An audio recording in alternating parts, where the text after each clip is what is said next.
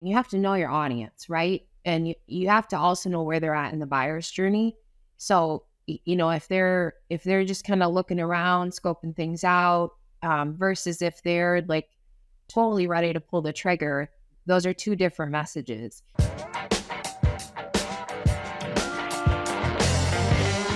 Hi, everyone, and welcome to another Wisenetix episode. I'm Ricardo Vivian, your host. I am a business development lead here at Wisenetix and also a customer success. I'm having the chance to interview lots of the people that make the industry happen on a business and marketing / communication point of view. And today I have the chance to interview here Sara Sievert. Sara is a marketing manager at Diamond V, a company that provides fermentation technology to producers worldwide, focused on gut health, human strength, and performance. Welcome, Sara. Hi, Ricardo. Good to see you. Good to see you. Good to see you. So, Sara, you and I, we met a few times already. We've done a recording in the past also. We had some technical problems, but here we are again to share your thoughts and points of view with our audience. I would like to start, listening a little bit more about you and, if you can tell us a little bit about yourself. Yeah, sure. Well, thanks for having me. First off, it's always great to catch up with you and love to share learnings about my career. So I live in Northeast Iowa, and currently been with Diamond V for about 3.5 years as a marketing manager on their dairy, beef, and swine species. But really, I've spent my whole career in animal agriculture and really specifically mostly marketing. I've done some sales management, but really the core of it is around marketing. I grew up about 40 miles from where we live now, on a swine, beef, and dairy farm. I was the youngest of 6 kids, and so we had lots of things to keep us busy on the farm, whether it was feeding calves or milking cows or whatnot. But really grew to love really the dairy side of the business more than anything, closely followed by beef. But I have a degree in public relations, and like I said, I've spent the majority of my career in animal agriculture, and probably the last close to 15 years has been specifically in the dairy industry. And so really love to see the evolution in the industry, love to see just how much better we're getting, whether it's around animal health or just discovering more about the animal and things we can do to impact it, to be proactive. And that's a little bit about me. I'm married. I have 2 little boys. Isaac is 8 and Ian is 5. We have a little dog named Rita. And so super involved in the boys' school, PTO, school board, whatnot. So we're in the thick of soccer season right now. So that's very, very fun for us. That's awesome. So you have a long career. Well, if we count the days when you were young and you were working in the farm with your parents, it's a lifelong experience in farming and dairy. That's awesome. And Sara, for us to understand a little bit more about just your story, if you could highlight like the 3 top experiences you had so far in your life, and those can be, again, professional, personal, anything. Yeah, it's a good question. Definitely growing up on the farm. I loved, sure there were days that I would argue and whatnot, but I loved being with the animals. I still love being with animals. I have a true passion for just the health of specifically dairy animals. So that's a big one. I credit a lot of things I learned from my parents about diversification in your business and about hard work and about the ability to, if you work hard, you earn the right to play hard. And so just really that definitely set the foundation. And, being that I was the youngest of 6 kids, and those 5, I would say those 5, they're all a lot closer in age than I am. And so by the time I got old enough to actually be a good contributor, my sisters were already off to college. And so, I got to do a lot of experiences maybe they didn't get to do, whether it was, um, you know, hauling or delivering feed in the feed truck, or whether it was, going to farm sales with my dad or whatnot. So it was really it was cool. I would say probably second, would be having kids, right? They require more patience than baby calves. Um, and that really, it was a long road for us to have kids, but I love being a mom, and I love being a boy's mom specifically. And so that's really definitely a top experience for me. And probably managing people would be my third one. That's a big passion of mine, as well as just developing leaders and helping people be their best, and having those tough conversations of, how do we get from point A to point B? And I'm definitely not a micromanager. I don't manage time. I manage outcomes. And so I'd say those are probably my top three. Perfect. That's good. I'm going to get back in a few of those points later, because I'm really curious, especially about managing people. Of course, family is top priority for all of us. So, but when it comes to, to the professional development and everything, I think this is will always be a hot topic, like managing people. It's, how to get the most of your team. So good. And so this is the part when we do like some kind of transition from, a little bit more on your personal side to your professional side, business, marketing, and all of that. And the way we do this transition is asking to you, how would your parents describe what you do today? Well, my mom's in my kitchen currently listening to my conversation, so I suppose I could ask her, but I don't know. So my parents, the unique thing about my parents is they both haven't had an eighth grade education. My dad has passed. My mom's still super active. And my mom, went to a one-room schoolhouse, right? Which is really different than the opportunities that we had growing up. And I think that, they certainly showed all of us kids that if you want anything bad enough, you can work for it and get it, right? I'm not I think they would probably say that I work in agriculture, and that I help communicate messages about agriculture and about animal health. They definitely would say that I'm very passionate about baby calves, and I will jump at any experience to be able to work with baby calves.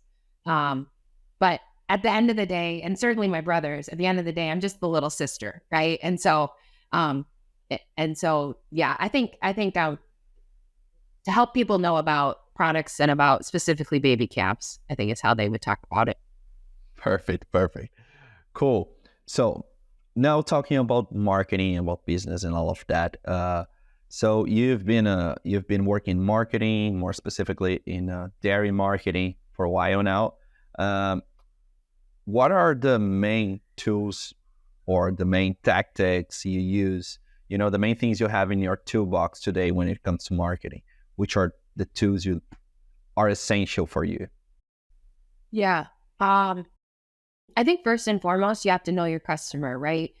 You can come out with the coolest thing in the world, but if your customer doesn't need it or doesn't believe that he or she needs it, it was really a waste. And so those customer insights, and whether they're formal or informal, I think are really key. And while I think, our sales teams, they know a tremendous amount, there's still value in validating with the producer themselves on what inputs you've gotten from your sales team. I think no matter who you are, it's human nature to have a view and a bias, and so it is always best to absolutely get those customer insights. So I think that would definitely be one of them. The other thing that I think is really important as you go to build a marketing plan or a business plan is to really have a, a SWOT analysis that is, I like to do them evergreen. So we're constantly looking at them and constantly, for sure, annually looking at them, and being really, really real in those and vulnerable and willing to, anybody can talk about their strengths and their, that's the easiest thing to talk about. But what people sometimes really struggle with is talking about their weaknesses, right? And the threats to their business. But you'll never develop that opportunities bucket if you can't be real with yourself in those threats and weaknesses buckets. And so I've always been a fan of that tool. I know it's an oldie but a goodie, but it's really helped to develop, I think some of those key learnings that you take from those customer insights, and you can bring those into that SWOT analysis to then really get a sound plan going forward. The other thing that I think, and the larger the company, I feel like the more imperative it is to really have that key message guide that is kind of that focus of truth, right? So whether it's for a product or for its, if it's for a segment of your market, maybe it's a particular species, I think that key message guide of like, who is the audience? What is it that you want them to hear and why, right? And hear and or do. And if they're not hearing and or doing that, what else might they be doing? And so I think those are probably the three things, and they're kind of go in chronological order, right? You have to have the inputs of the first one to feed into the second one, to then feed into those key message guides. So I think those are probably the three that stick out to me as kind of mission critical to have. Awesome. Yeah, I'm a big fan of SWOT analysis. As you mentioned, it's not a very new tool, but it's really effective. One thing that I like when I hear you talking about this is that you revisit the SWOT analysis at least once a year. And that's something I think that sometimes marketing professionals, people with more experience, I don't think they have this problem a lot. But you need to see this as something dynamic because it changes a lot. As your company changes, you grow, your strength and also your weaknesses are not going to be the same a few months from now or a year from now. So you need to understand this as something that is constantly changing and it's dynamic. Otherwise, you're going to have the wrong image and you're going to have then the wrong message to the audience also. And when it comes to customer feedback, this is something that I think it's a little bit funny because I see a lot of concepts, new concepts coming up when it comes to marketing and everything and customer experience. And for me, I don't mean that there's not new things. Of course, there are a lot of them, but I also think that sometimes people are just changing the wording or the perspective, because it's all about listening to the customer, right? And understanding them, not only listening but really analyzing them. Sometimes there are things that the customer or the audience, they don't know they need, or they don't have the awareness about it. So that's also important, not only listening to them but also analyzing them from outside. But at the end, it's a trend now. Everything is like customer not customer, user-centered, user experience and all of that. That's actually what it's not something really new. It's more about the way people are approaching it, right? It's essential. If you want to go to the market, you need to understand where you are. Yeah, sure. Cool. And so for how long have you been working in marketing again? It's been what? How many years? Almost 20 years. Almost 20 years. 20 years next year. Okay, awesome. And how are you perceiving the changes from when you started and where we are right now, especially when it comes to the digital arena? Because it's part of everyone's lives today, regardless where people live. with a few exceptions, it's part like everyone has a phone, everyone is aware of what's going on.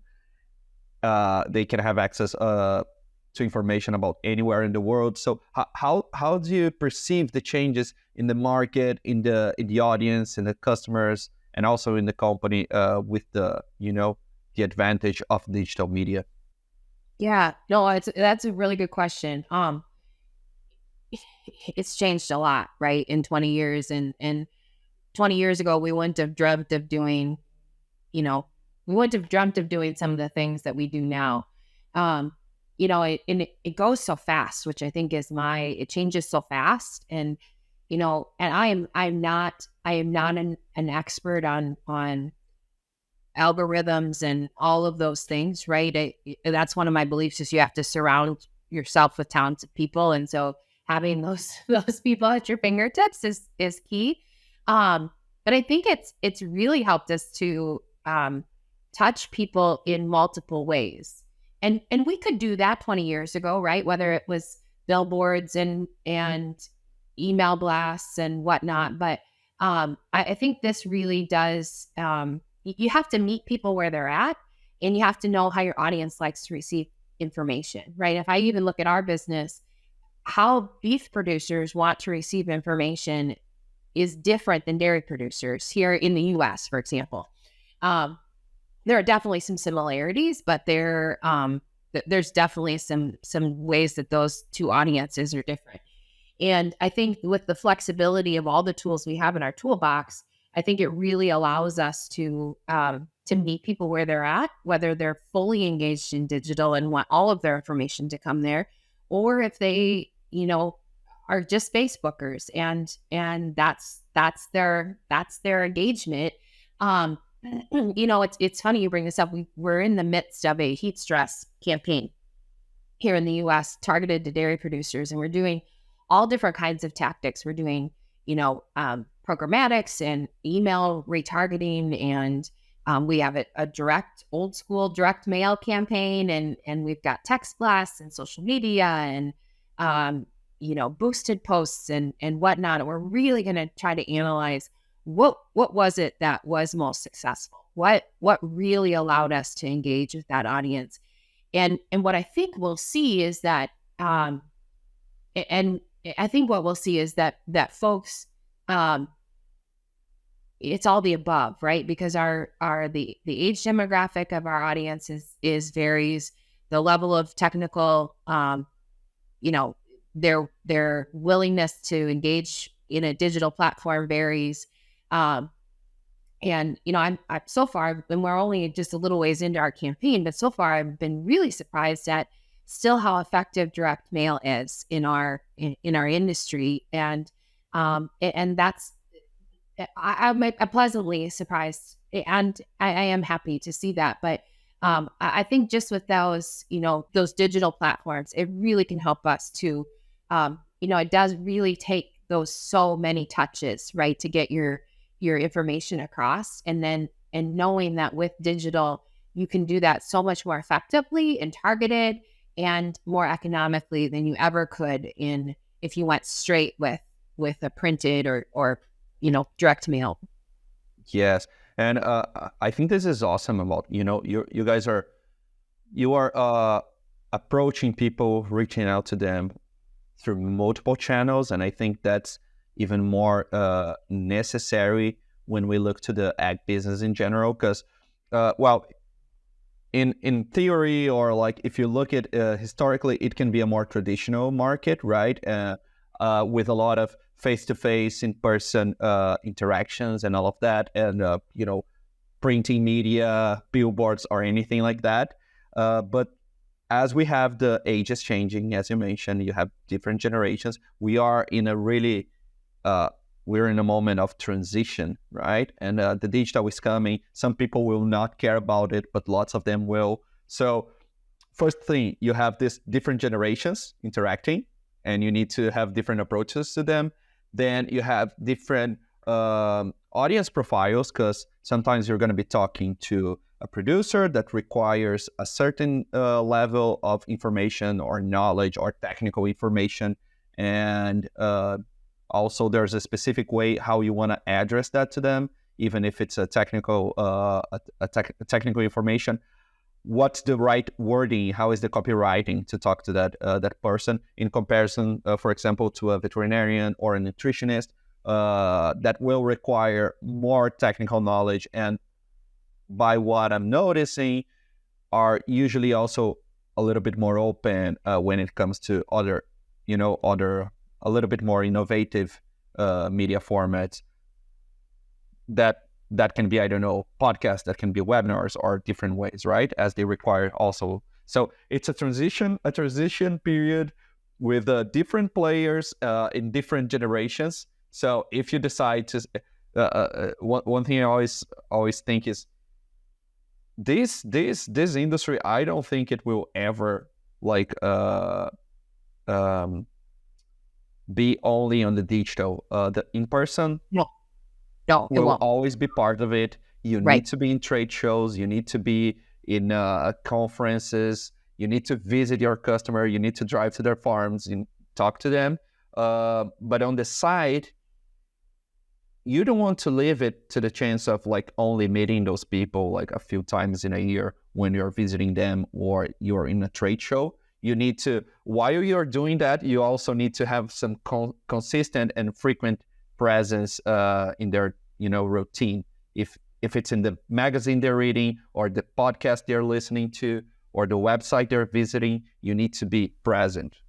Right. Absolutely. Yeah, you can't afford, I mean, certainly if I look 20 years ago, right? And let's just we can talk about Iowa or Wisconsin. I spent a lot of my career in Wisconsin. And the number of dairy farms, right, that used to be there that, if I think about just my parents' road, right, and the number of dairy farms 20 years ago that were there, and now there's not very many, right, that still have cows in the barn. And so you got to drive, as a salesperson, you drive a lot further to find your customer, right? And so you can't afford to only focus on that in person. But I think you're right, Ricardo, that the relationship piece of our business, of agriculture, no matter how big that farm is, I don't see that going away. I really don't. Absolutely. And honestly, not for every industry, but I see this for a lot of other industries also. Although we are more familiar with the digital world, the human interaction will always, be on the top for me. Yeah. Cool.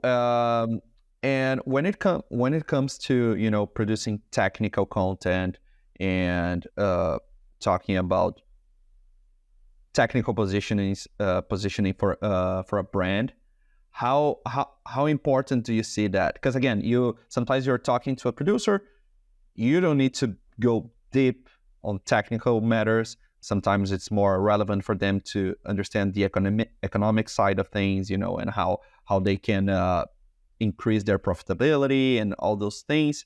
But on the side, to get those results, a better profitability, and you need to.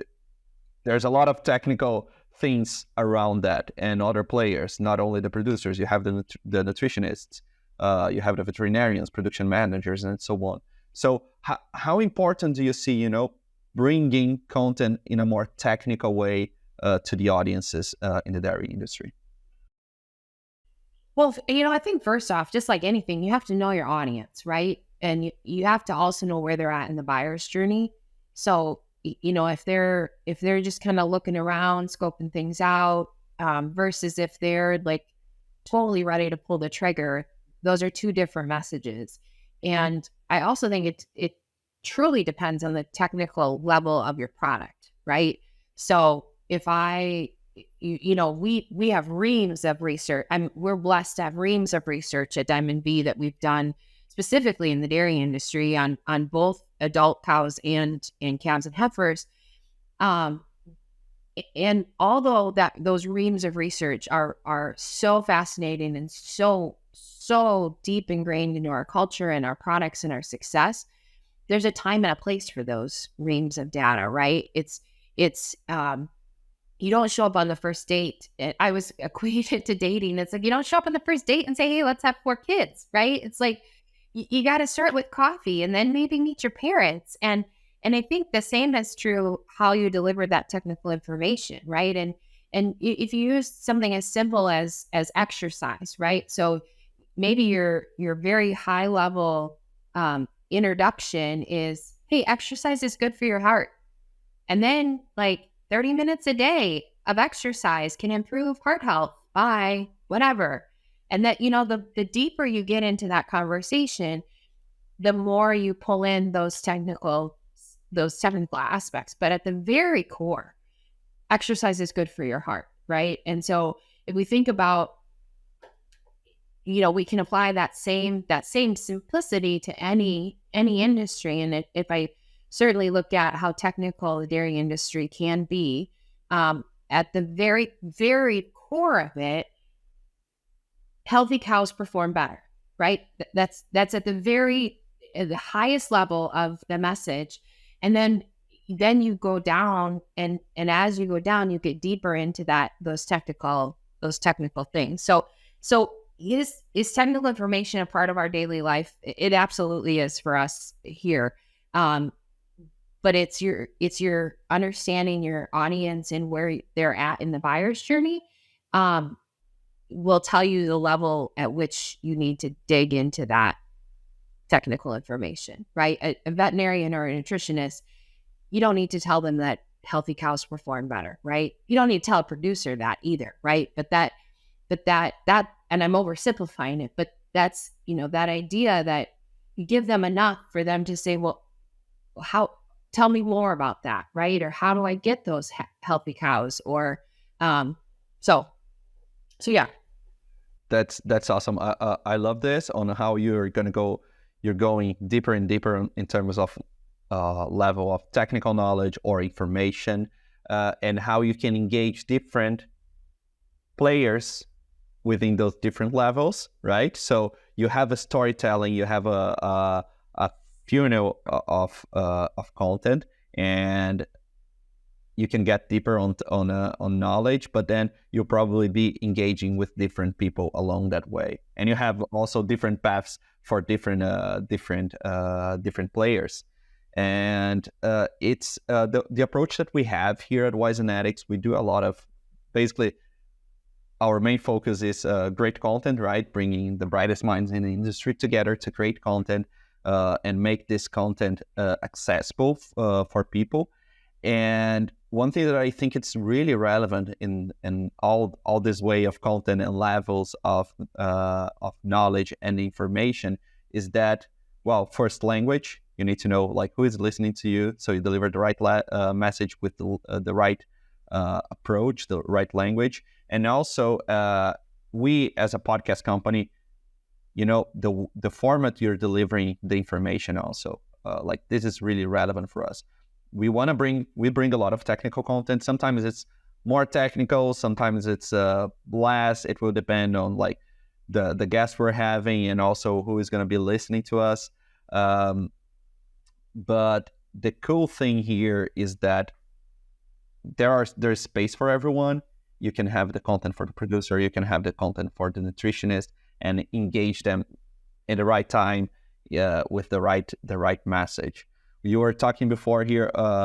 You were talking before about like the message, the simplified message, the core, like having a core guide, message guide for people, for your sales team or anything like that. And this is something also that we really try to bring when it comes to our communication, okay, on a corporative level, is that you need to be able to present an idea and show to a person like what you do in like 1 or 2 sentences, very objective. That's when you know you have a clear message and that people can absorb and understand your business. I changed subjects here, but yeah, just you're remember the just got the hook on what you brought before. No, that is awesome. So, and all this technical content is related also to what we call brand authority or thought leadership. How do you guys work your thought leadership within Diamond V? Sure.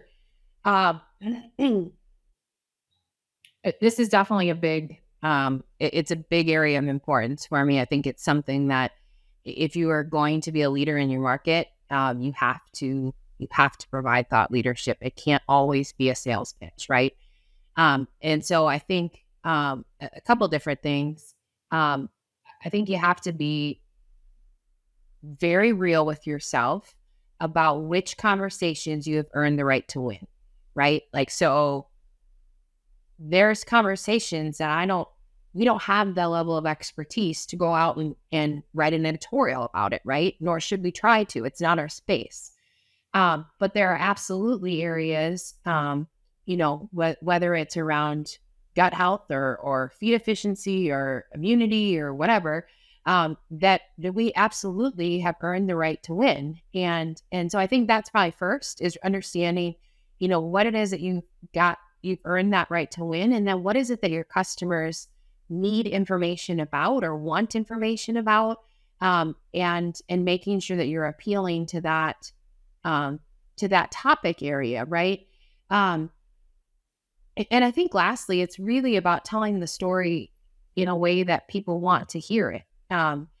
You have a really good perspective, Ricardo, on, like podcasts, for example, right? Like, I'm not a giant podcast listener. I'm trying to do better, but there's other people that that's where they get all of their information. And so, and thought leadership is no different, that you have to tell that story in multiple formats, whether it's through a podcast, through a webinar, through an editorial, through a blog, and again, know the level of of technical expertise that particular audience is wanting from that platform, and then be consistent, right? Be consistent with that. Keep showing up, right? And figuring out, we've got a couple different kind of themes right now in our thought leadership calendar that we're constantly like figuring out how do we continue to tell that, right? Where is another area that we can plug that in, and whether it might be simple as social media, it might be featuring that person in a trade seminar, it might be getting that person in a podcast, but continuing to tell that.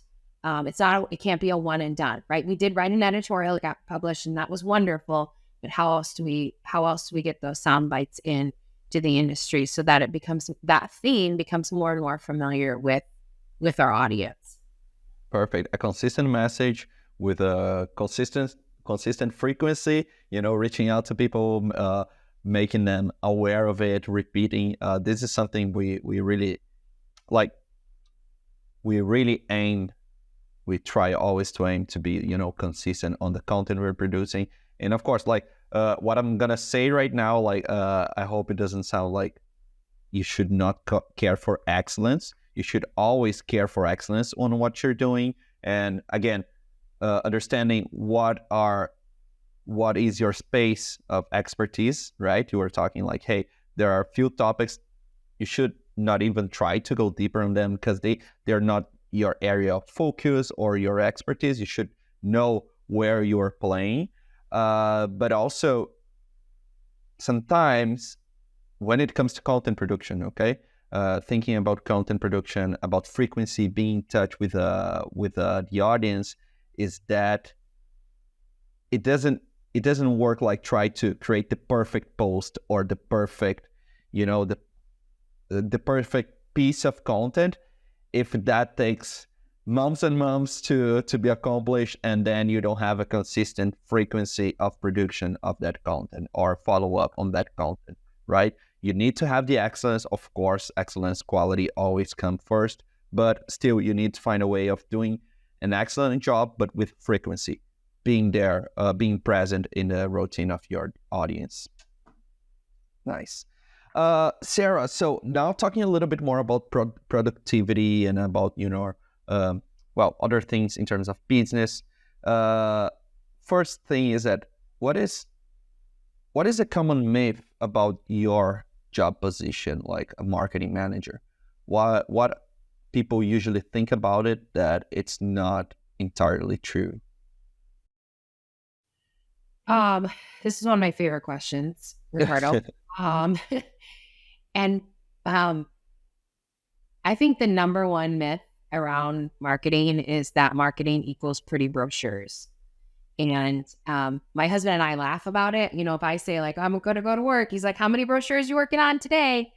And while that absolutely is part of my day, right? We do that, right? It is so much deeper than that. And I think we get pushed into a corner. We get put in a corner so easily. And I've seen this my whole career, is that if you have that word marketing in your title, it means that you only, do certain things, right? And reality is that, like, I've done product formulation, I've done product development, pricing, developed awesome relationships with customers, and all of those things. Some people would say those aren't marketing. No, maybe they're not, but maybe they are, right? And so I think it's about the person and the skills they bring to the table, and not so much about the title. So I have to I find myself reminding folks of that often, that it's not all about pretty brochures. So when you talk about also not only about the job title, but about the person that is executing their functions there, how would you describe that the most, or what are the most relevant or important personality traits for someone to work in a marketing position and be successful at it?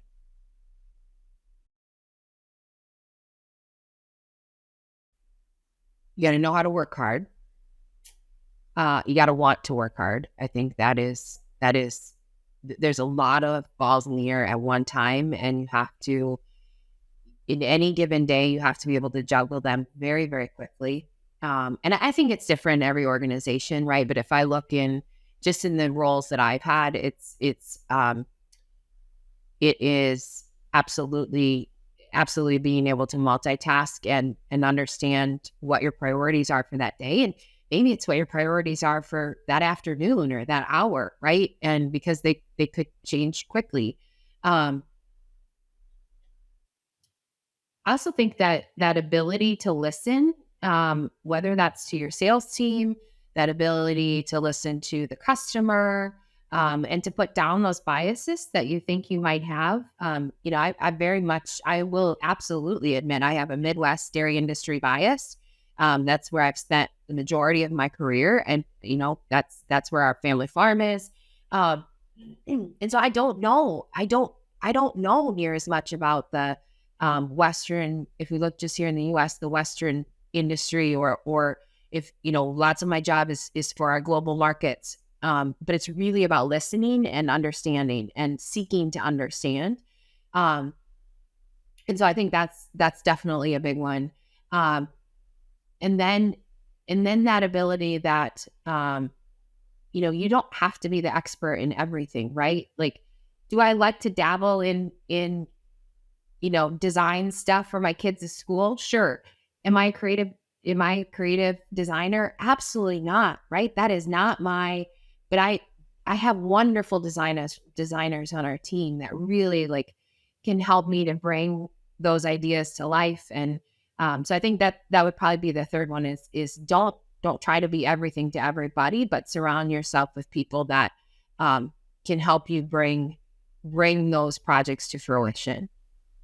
Perfect. So making a connection to this point, that's something really important. Today, I see myself a little bit more as a generalist person, as I've been through different industries, different positions, and I think all of these experiences helped me grow a lot.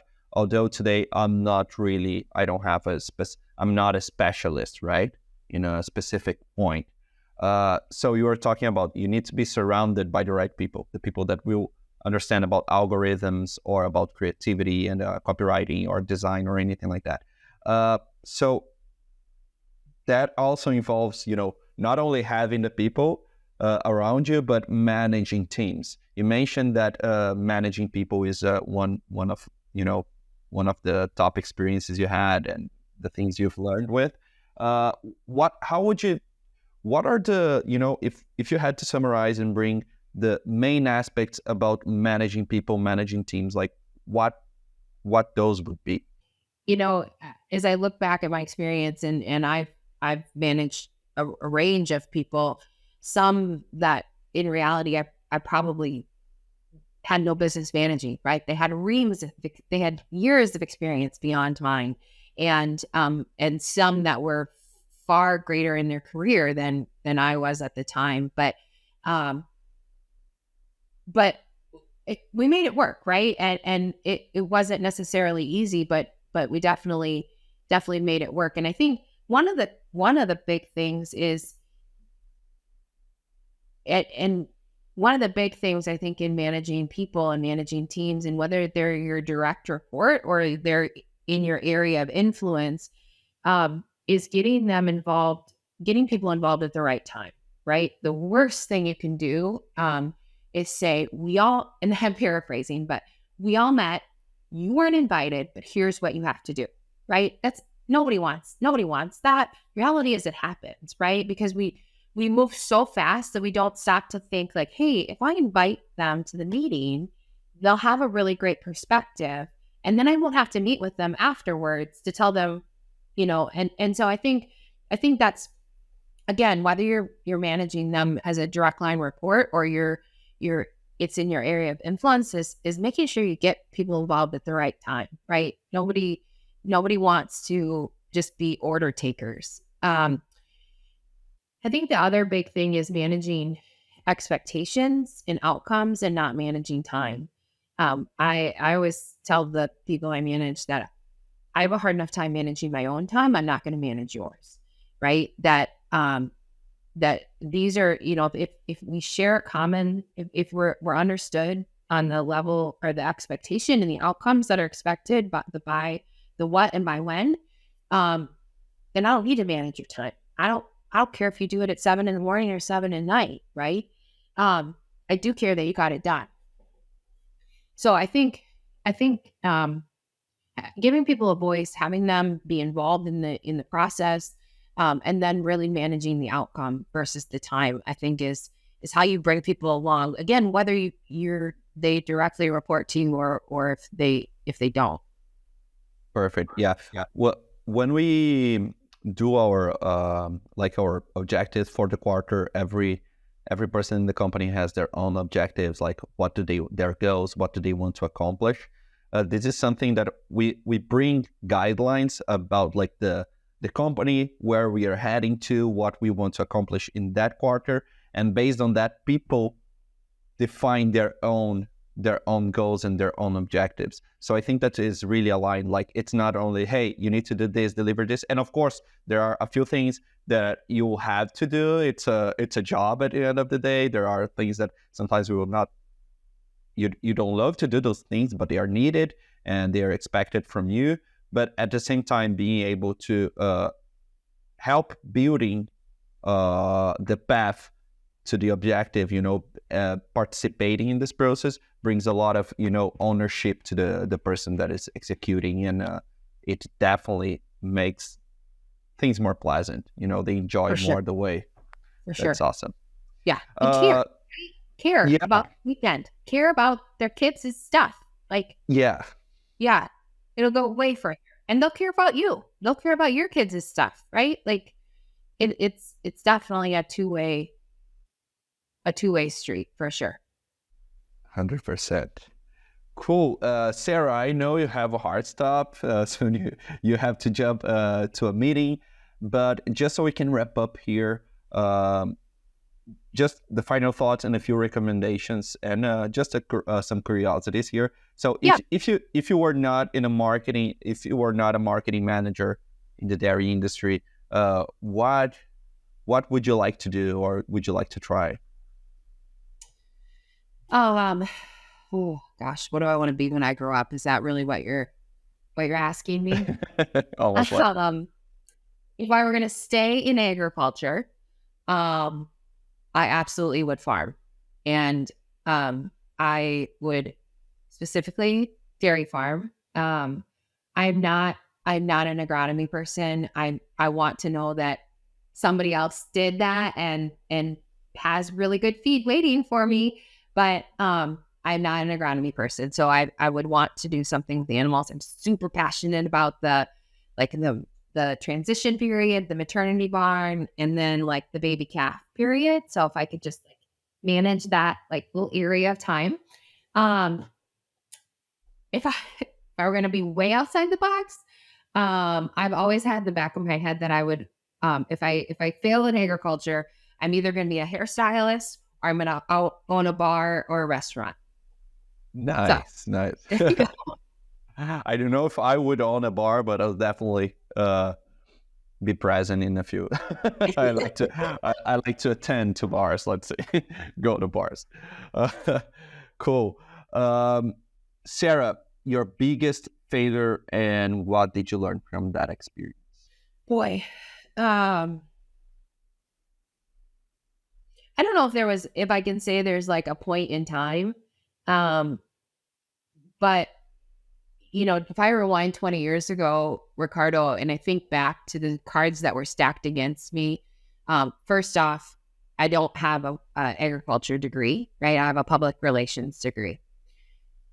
Second of all, and it's not as critical today as it was then, but when I was 22 years old and a blonde-haired girl from Iowa who hadn't been too far out of the Midwest, there was a lot of naysayers, right? A lot of people that said that I didn't have what it took to be in agriculture. And I scratched my head looking back to some of those conversations now. And, those conversations can get in your head, right? And they can either bring you down or they can have you run faster. And so I think if I look back, there were a few times that I let those naysayers kind of get in my head. And, it's seeking those people that believed in you, right? It's finding those people, right, that stick out in your mind that believed in you and forgetting the rest of them. So I don't know if I have a point in time, but, I definitely can remember this one conversation that I had. And I don't even know if I was out of college. And the gentleman across the table looked at me and absolutely told me that I didn't really have what it took to work in agriculture. And I think back and what I wouldn't give to go talk to him again and, just understand like, what was it that he thought I didn't have? Right. So anyway, don't let people get in your head. Yes. Good. Last question here that I have, Sara, is that if you could be remembered for one thing, what would it be? I think being kind, Ricardo. And I know that's a super generic term and I do not use that term lightly. I don't really care how smart you are or how much money you have or what success is to you. If you weren't kind to people in your life, it doesn't matter, right? None of that matters, right? And I think I've learned this the hard way. They'll never put your company's logo on your tombstone, right? But they will put the things that matter on your tombstone. And so I think if you're kind, I don't know. I think kindness is just needs to be a big part of our life. And it's almost a lost, I think we're losing it as a society. And so kindness for sure. Sara, wrapping up here, where can listeners find you online? Yeah, connect. I'd love to connect. If you look me up on Facebook, LinkedIn, send me an email. My email address is Sara_Sievert@diamondv.com. Yeah, I'm always looking for new opportunities to connect with folks. That's awesome. Sara, thanks a lot for your time today. Again, it was a great conversation. I really loved it. And for everyone that is listening to us until now, I hope that you enjoyed the conversation, and I see you on our next episode. Thanks, everyone. Bye-bye.